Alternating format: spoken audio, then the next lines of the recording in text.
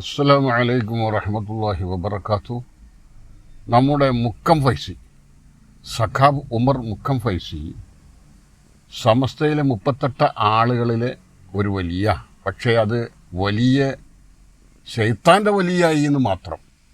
കാരണം എന്താണെന്നോ, മുമ്പത്തെ മഹാനായ ചാപ്പനങ്ങാടി ബാപ്പു മുസ്ലിയർ, തൃപ്പനച്ചി ഉസ്താദ്, അത്തിപ്പറ്റ ഉസ്താദ്, CM വലിയുള്ളാഹി, ഇവരൊക്കെ ആദ്യകാലത്ത് പറഞ്ഞിരുന്നു വഹാബീസത്തിനേക്കാൾ വലിയ ശല്യം കമ്മ്യൂണിസമാണ്. കാരണം കമ്മ്യൂണിസം വളർന്നാൽ അവിടെ ദീനുണ്ടാകില്ല, ഇസ്ലാം ഉണ്ടാകുകയില്ല.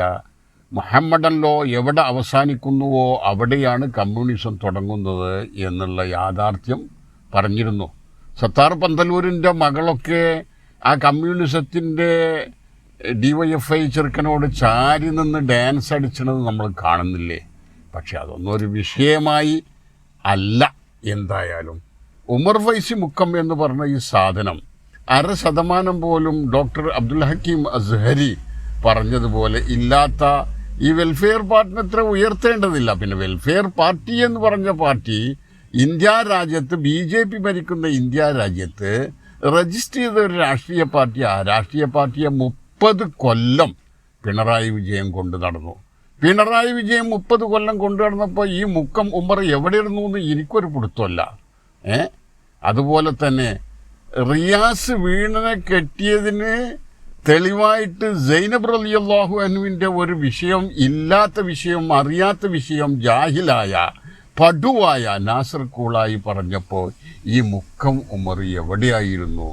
അതുപോലെ തന്നെ മുസ്ലിങ്ങളെ ഒന്നായിട്ട് കടന്ന് ആക്ഷേപിച്ചിട്ട് പിണറായി വിജയൻ പൊതു സ്വത്തായ പിണറായി വിജയൻ്റെ കാറിൽ വെള്ളാപ്പള്ളിയെ കയറ്റി പോയപ്പോൾ ഈ മുക്കം ഉമർ എവിടെയായിരുന്നു? ഈ മുക്കം ഉമർ?